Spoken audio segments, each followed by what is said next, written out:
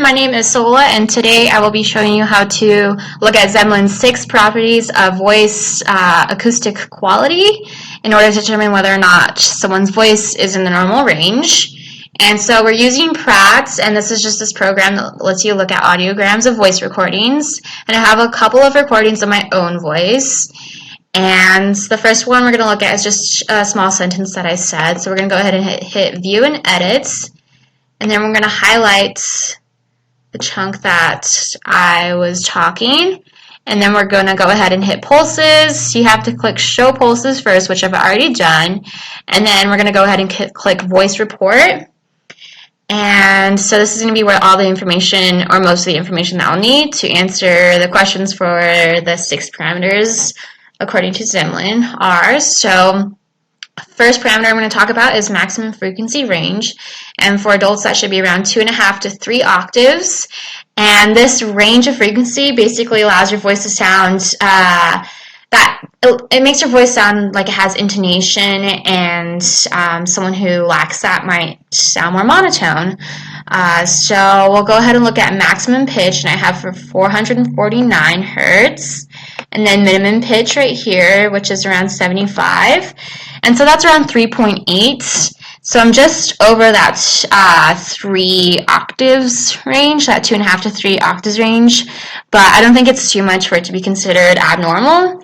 That just means I have more range, I guess. But so the next parameter I'm going to look at is speaking range, and that's the average pitch of your voice.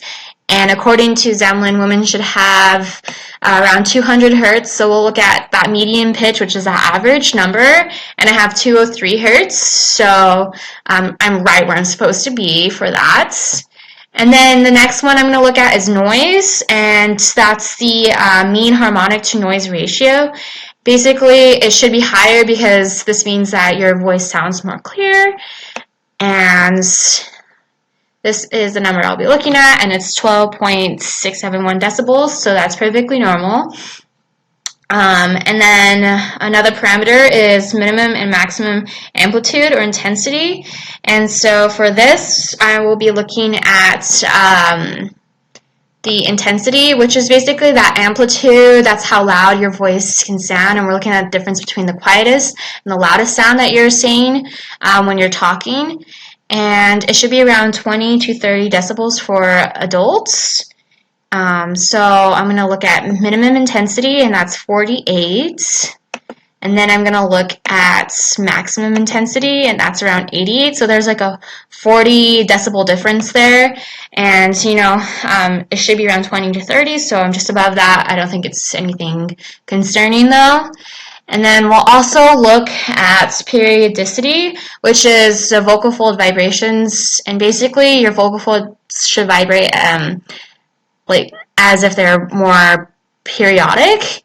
But there's a little bit of leeway for that, and so it should be around 1% or less. The higher that percentage, that means that the more aperiodic your vocal fold vibrations are.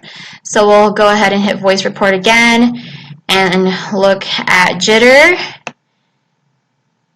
and that's my vocal fold vibration. So I have around 1.7%. So I'm just 0.732 higher than where I'm supposed to be. I don't think that's too concerning, though.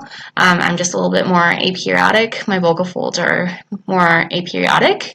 And the last parameter we're going to look at is maximum phonation time. And so adults should be able to say a vowel sound should hold that vowel sound for around 15 to 25 seconds.